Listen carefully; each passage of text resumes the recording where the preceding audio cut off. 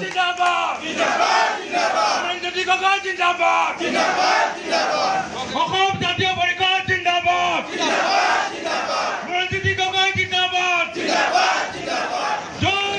আৰু তেখেতে আজি আনুষ্ঠানিকভাৱে আমাৰ জাতীয় পৰিষদত যোগদান কৰিছে।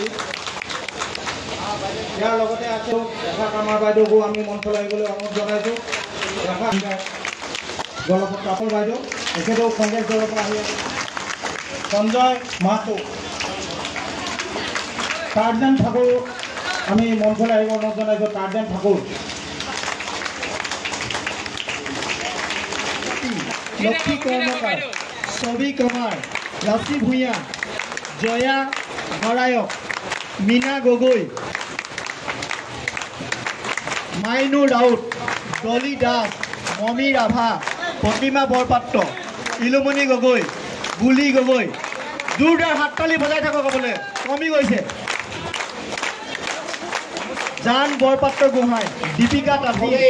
প্ৰতিটো বুথত যেতিয়াই সংগঠন হ'ব, যিমান যি নকৰক লাগিলে ২৬ত এইবাৰ ৰাইজ জাগিছে।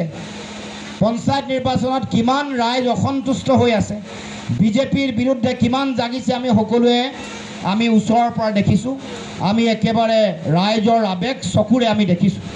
গতিকে ২৬ত আমি সকলোৱে দলে বলে টঙালি বান্ধিব লাগিব। আৰু সেইকাৰণে আমি আজি এই আমাৰ যোগদান কাৰ্যসূচীত বিশেষভাৱে খোৱাং সমষ্টি আৰু ডিব্ৰুগড় সমষ্টি দুয়োটা সমষ্টিৰে আমাৰ যিসকল কৰ্মকৰ্তা আহি আজি যোগদান কৰিবলৈ আহিছে, সকলোকে মই আদৰণি জনাই কৈছোঁ যে আমি সকলোৱে আহি থাকিব লগা দিনসমূহত আমি সকলোৱে একেলগে কাম কৰি গাঁৱে গাঁৱে ঘৰে ঘৰে প্ৰতিগৰাকী মানুহৰ হৃদয়ত যাতে বিজেপিয়ে কৰি অহা অন্যায়ৰ বিৰুদ্ধে যাতে সকলোকে সজাগ কৰিব পাৰোঁ, সকলোকে জগাই তুলিব পাৰোঁ, তাৰ কাৰণে কাম কৰিব লাগিব।